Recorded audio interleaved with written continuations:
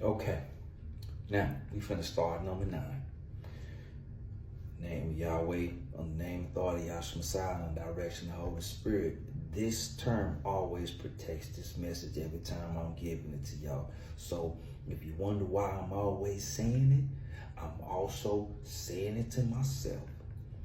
Yahweh, who's here, all right? The Son that's here, all right? And the Holy Spirit, which is what I breathe. Please don't misunderstand me. Now, number 9 is, you can write this down, it's the emotion of overload / and or overwhelm. Okay? Both of these two terms interchangeably are the same emotion. Overwhelmed, feeling overwhelmed or overloaded. All right? Now, it says grief, depression, and helplessness are merely expressions of feeling overloaded or overwhelmed.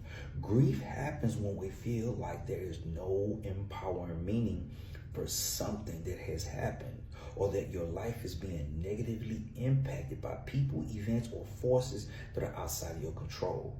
People in this state become overwhelmed and often begin to feel that nothing can change the situation. That the problem is too big, is permanent, pervasive, and personal. People go into these emotional states whenever they perceive their world in a way that makes them, remember what I just said, that was the key word, perceive their world in a way that makes them feel like there's something, there's more going on, than can possibly be dealt with. Emphasis, i.e., but the pace, the amount, or intensity of sensations seems overwhelming.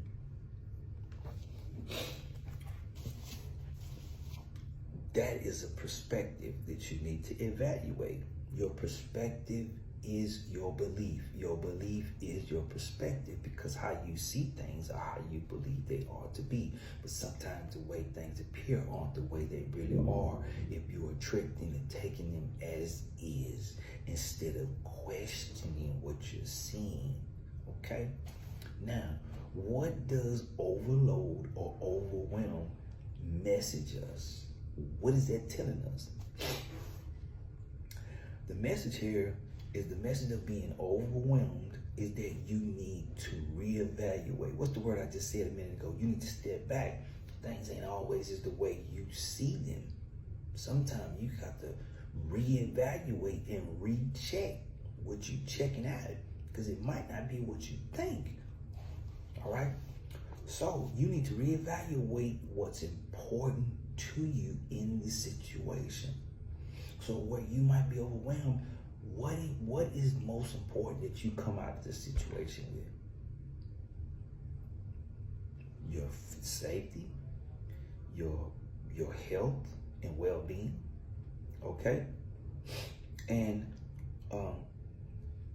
basically your emotions, but your emotions can always, they can always be refurbished. You can always treat them, because you're your own doctor. You can always treat them. So it's none of that can be fixed. But your safety, sometimes they can't be fixed. Okay. So now that we got number 9 out the way, all right, trigger here is you need to reevaluate what is important to you in this situation when you feel like you can't handle things. All right. Now, I'm going to say this before we move number 10, because this just jumped out at me. My ancestors are steady point down, like, man, check this out, man. But I said I was going to put this within the other videos when I go to breaking this down. But to add on to overwhelm or overload emotion, number 9, it says, our self-esteem is often tied to our ability to control our environments. You can't control your environment. You can only control how you perceive and you move through your environment. Get that through your goddamn head. Quit beating yourself up over shit you can't control. Things going on in your environment and you believe because your hand can't put down in what's going on, things ain't going right. No, you need to change yourself against the environment. When you change yourself, things around you will change. Quit thinking you have the power to change the course of energy inside of environments with people who are not even tuned with their own energies and want to actually change. Okay? When we create an environment inside of our minds that has too many intense and simultaneous demands upon us, of course, we'll feel overloaded. But we also have the power to change this by focusing on what we can control and dealing with it one step at a time. And I'm going to say this before we go to number 10. My grandfather, may he rest in peace, told me when I was a young man, he used to always tell me when I used to get frustrated about things that I couldn't get control over. And he used to tell me, he said, son, he said, don't worry yourself about nothing you can't change with your own hands. He said, and you'll find out you'll stay a lot more calmer and stress-free. He told me, he said, when life throws all the bullshit that it throws at him, he used to tell me, man, if he can't change it with his hand, he just roll with it because it wasn't meant for him to change. This is what I understood. And you know what? It took me over half my life before it actually clicked on me to what he was actually saying. I understood it, but I couldn't incorporate it into my reality until I got much older. But when I started applying it in my life, man, the stress levels went down. Because I see so much bullshit, just like everybody. I see plenty of bullshit all the time. But if it ain't nothing I can do with my hands to change the course of what's happening, that means it's not meant for me.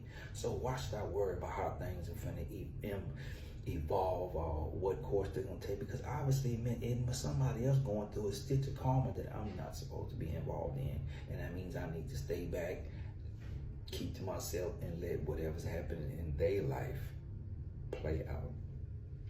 Now, number 10. Man, I'm feeling it, man. Every time I talk, and I'm reading this for myself, man, got me on hype status. You hear me? Man, look. The way I be working on me, see, I try to come on here to help the collective so they know how to help themselves. And man, when I'm working on me, man, when I'm being a mechanic, man, and the Most High, man, they coming down on me, man, pointing out things that need to change. I'm talking about I get on hype status. You heard me? I'm talking about, man, I'm about ready to go there, you know what I'm saying? But no, I got my work to finish in this realm, so nonetheless, I'm gonna be with y'all, okay? All right, loneliness is the 10th emotion. Loneliness. Sadly, when I talk about this, I mean it from my heart to the collective. So many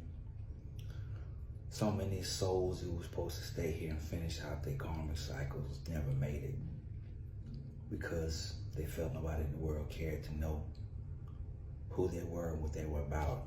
And their loneliness made them feel so detached that they unalived themselves, sadly.